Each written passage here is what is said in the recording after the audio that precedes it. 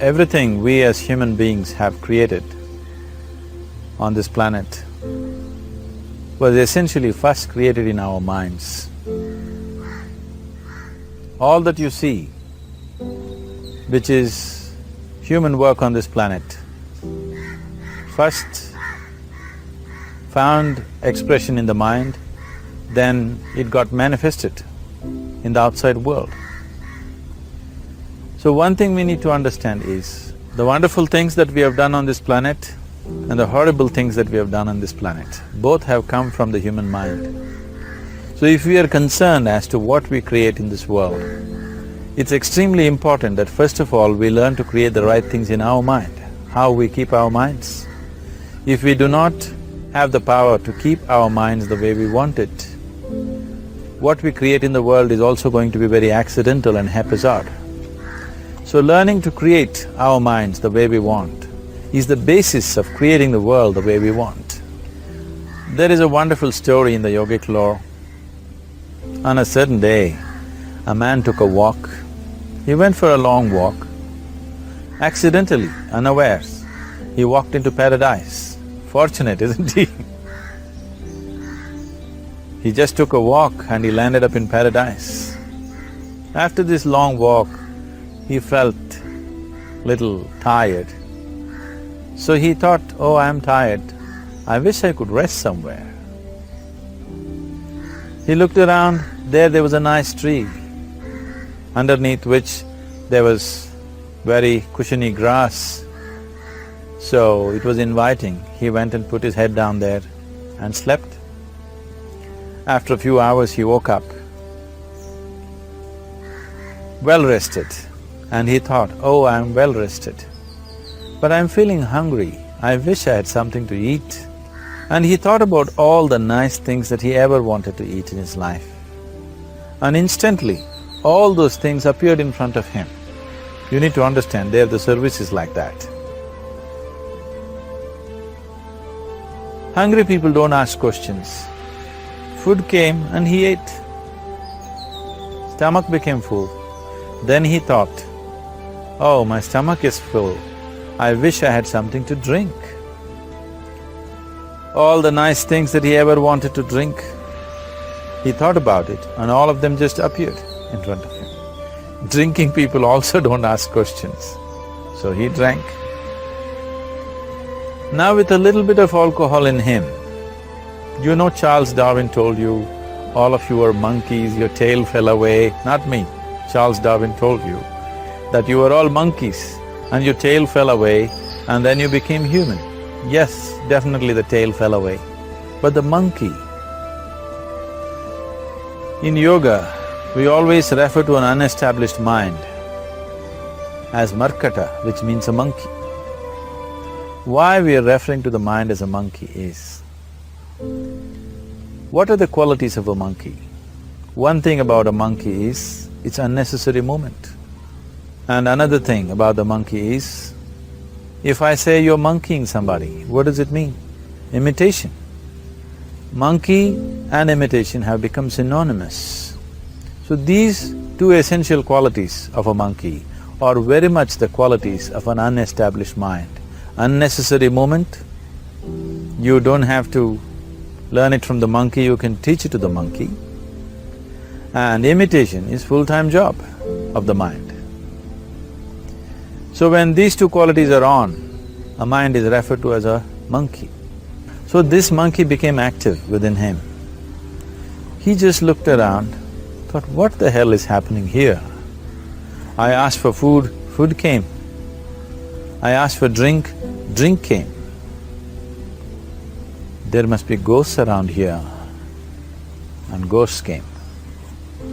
Oh, the ghosts have come, they're going to surround me and torture me, he thought. Immediately the ghosts surrounded him and started torturing him. Then he started screaming in pain and said, oh, they're going to kill me, and he died. Just now he said he's a fortunate being. The problem is he was sitting under a kalpa vriksha or a wishing tree. He asked for food, food came, he asked for drink, drink came, he asked for ghost, ghost came, he asked for torture, torture came, he asked for death, death happened. Now don't go looking for these kalpavrukshas in the forest. You can barely find a tree these days. A well-established mind, a mind which is in a state of samyukti, is referred to as a kalpavriksha. If you organize your mind to a certain level of organization, it in turn organizes the whole system. Your body, your emotion, your energies, everything gets organized in that direction. Once all these four dimensions of you, your physical body, your mind, your emotion and the fundamental life energies are organized in one direction, once you are like this, anything that you wish happens without even lifting a little finger actually.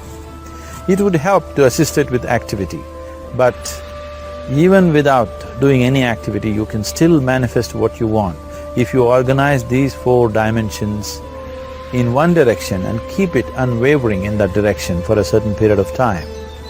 Right now the problem with your mind is, every moment it is changing its direction. It is like you want to travel somewhere and every 2 steps if you keep changing your direction, the question of you reaching the destination is very remote unless it happens by chance. So, organizing our minds and in turn organizing the whole system and these 4 basic dimensions of who you are right now in one direction, if you do this, you are a kalpavruksha yourself. Anything that you wish will happen. But right now, if you look at your lives, everything that you have wished for till now, if it happens, you have finished. Everything and everybody that you have desired for, if all of that lands up in your house today, could you live with that? So if you want to become empowered, it is also important that you become responsible as to what you ask for and what you don't. Right now the world's situation is just this, we are hugely empowered with technology. Today it doesn't take six billion people to destroy this planet. One man by pressing the wrong button can destroy the whole planet. When we are empowered like this, it's very important that our physical action, emotional action, mental action and energy actions are controlled and properly directed. If it is not so, we become destructive, self-destructive. Right now, that is our problem. The technology, which is supposed to make our life beautiful and easy, has become the source of all the problem that we are destroying the very basis of our life, which is the planet. So what should have been a boon, we are making a curse out of it. What has brought incredible levels of comfort and convenience to us in the last 100 years or so has also become a threat to our life simply because we are not conscious action, we are in a compulsive state of action. So organizing our minds fundamentally means moving from a compulsive state of activity to a conscious state of activity. You might have heard of people for whom they asked for something and beyond all expectations it came true for them. Generally this happens to people who are in faith. Now, let's say you want to build a house. If you start thinking, oh, I want to build a house, to build a house I need 50 lakhs, but I have only 50 rupees in my pocket, not possible, not possible, not possible. The moment you say not possible, you are also saying, I don't want it. So on one level, you're creating a desire that you want something, on another level, you're saying, I don't want it. So in this conflict, it may not happen. Someone who has some faith in a god or in a temple or whatever, who is simple-minded, faith works only for those people who are simple-minded. Thinking people who are too much thinking, for them it never works. A childlike person who has a simple faith in his god or his temple or whatever, he goes to the temple and says, Shiva, I want a house. I don't know how, you must make it for me. Now in his mind there are no negative thoughts. Will it happen? Will it not happen? Is it possible? Is it not possible? These things are completely removed by this simple act of faith. Now he believes Shiva will do it for him and it will happen. So is Shiva going to come and build your house? No, I want you to understand, God will not lift his little finger for you. what you refer to as God is the source of creation. As a creator, He has done a phenomenal job, there's no question about it. Could you think of a better creation than this? Is it in anybody's imagination to think anything better than what is there right now? So as a creator, He has done His job wonderfully well. But if you want life to happen the way you want it, because right now, the very crux of your happiness and your well-being is this. If at all if you're unhappy, the only and only reason why you're unhappy is life is not happening the way you think it should happen. That's all it is. So if life is not happening the way you think it should happen, you're unhappy. If life happens the way you think it should happen, you are happy. It's as simple as that. So if life has to happen the way you think it should happen, first of all, how you think, with how much focus you think, how much stability is there in your thought, and how much reverberance is there in the thought process will determine whether your thought will become a reality or is it just an empty thought. Or how you do not create any impediments for your thought by creating negative thought process. Is something possible or not possible? Is destroying humanity. What is possible and not possible is not your business, it's nature's business. Your business is just to strive for what you want. Right now you're sitting here, if I ask you two simple questions, I want you to just look at this and answer this. Right now from where you're sitting, can you just fly off? You say no. Right now from where you're sitting, can you get up and walk? You'll say yes. What is the basis of this? Why you say no to flying and yes to walking? Because past experience of life, many times you've gotten up and walked, never did you fly off. Or in other words, you're using the past experience of life as a basis for deciding whether something is possible or not possible. Or in other words, you have decided that what has not happened till now cannot happen in your life in future. This is a disgrace to humanity and the human spirit. What has not happened till now on this planet can happen tomorrow. Human beings are capable of making it happen tomorrow. So what is possible and what is not possible is not your business. That is nature's business. Nature will decide that. You just see what is it that you really want and strive for that. And if your thought is created in a powerful way, without any negativity, without any negative thoughts bringing down the intensity of the thought process, it will definitely manifest. The whole existence today, modern science is proving, is just a reverberation of energy. It is a vibration. Similarly, your thought is also a vibration. If you generate a powerful thought and let it out, it will always manifest itself. So generally, people are using faith as a means to remove the negative thought.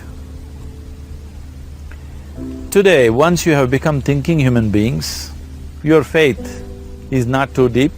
It doesn't matter how much faith you think you have, somewhere doubts always crop up.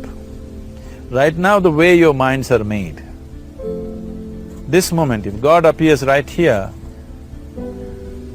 you will not surrender to Him. You will want an investigation whether He is really God or not. With this kind of mind, you should not waste your time on faith. So there is an alternative, which is commitment. If you simply commit yourself to creating what you really care for, now once again, your thought gets organized in such a way, there is no such thing as whether it's possible or not possible. There is no hurdle in your thought process. Your thought flows freely towards what you want. Once this happens, making it happen will also naturally follow. So to create what you really care for, first and foremost thing is that what you want must be well manifested in your mind, that this is what I want. Is that what you really want? You must look at it, because any number of things in your life you have thought, this is it. The moment you reach there, you realize that's not it, it's the next one and the next one and the next one. So what is it that one really wants is one thing, and we are committed to creating it. Now there is a continuous process of thought in that direction. Once you can maintain a steady stream of thought without changing direction, definitely this is going to happen in your life, or it will definitely manifest as a reality in your life. So, either you make this human form into a kalpa vriksha, or you make it into one big mess, which is happening all over. One reason why we have not created the kind of world that all of us would want to live in is, too many people are busy looking up.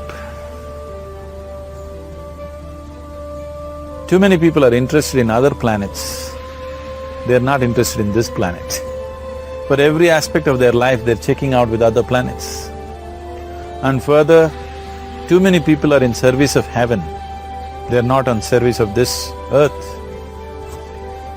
I think right now we need people who are in service of this earth, not heaven. I believe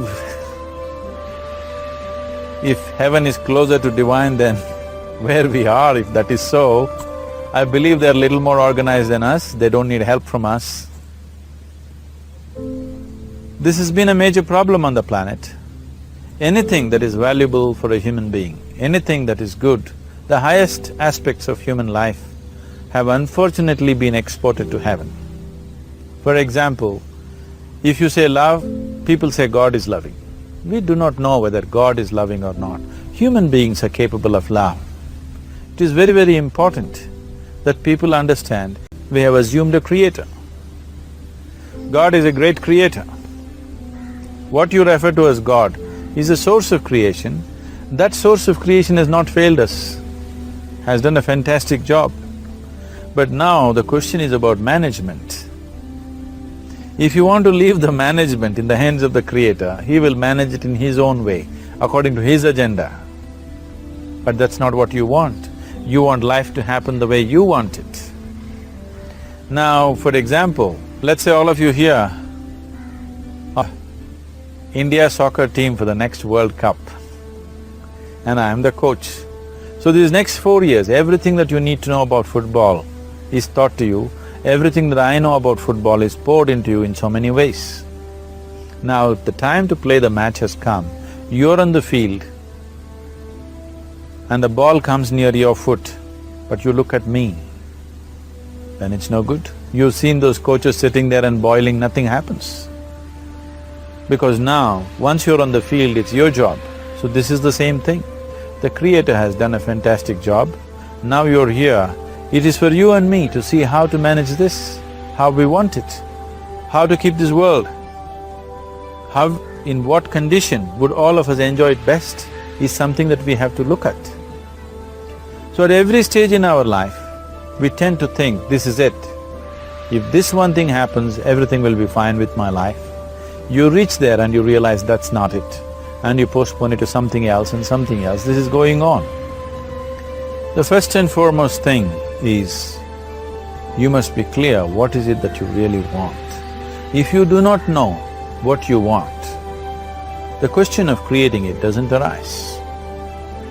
If you look at what you really want, what every human being wants is, he wants to live joyfully, he wants to live peacefully. In terms of its relationships, he wants it to be loving and affectionate. Or in other words, all that any human being is seeking for is pleasantness within himself, pleasantness around him. If this pleasantness, if it happens in our body, we call this health and pleasure. If it happens in our mind, we call this peace and joy. If it happens in our emotion, we call this love and compassion. If it happens in our energy, we call this blissfulness and ecstasy. This is all that a human being is looking for. Whether he is going to his office to work, he wants to make money, build a career, build a family, he sits in the bar, sits in the temple, he is still looking for the same thing. Pleasantness within, pleasantness around.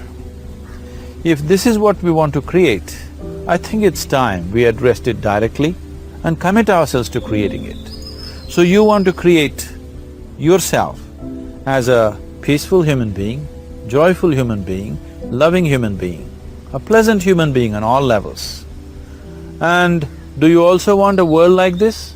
A peaceful world, a loving world, a joyful world? No, I want greenery, I want food. When we say a joyful world, that means everything that you want has happened. So this is all that you're looking for. So all that you need to do is commit yourself to creating it, to create a peaceful, joyful and loving world, both for yourself and everybody around you. Every day in the morning, if you start your day with this simple thought in your mind, that today, wherever I go, I will create a peaceful, loving and joyful world. If you fall down 100 times in the day, what does it matter? For a committed man, there is no such thing as failure. If you fall down 100 times, 100 lessons to be learnt. If you commit yourself like this to creating what you really care for, now your mind gets organized. Once your mind gets organized, the way you think is the way you feel, your emotion will get organized. Once your thought and emotion is organized, your energies will get organized in the same direction. Once your thought, emotion and energies are organized, your very body will get organized. Once all these four are organized in one direction, your ability to create and manifest what you want is phenomenal. You are the creator in many ways. Why I am saying you are the creator is, I want you to look at the nature of your life right now. If you eat a banana, in 4 hours' time, this banana becomes a human being. There is something within you, a life-creating process, a process which builds this body. The manufacturer of this body is within. You give him a banana, he makes a human being out of that banana. Transforming a banana into a human being is not a small thing. It is a phenomenon. It is just that this phenomena is happening within you unconsciously.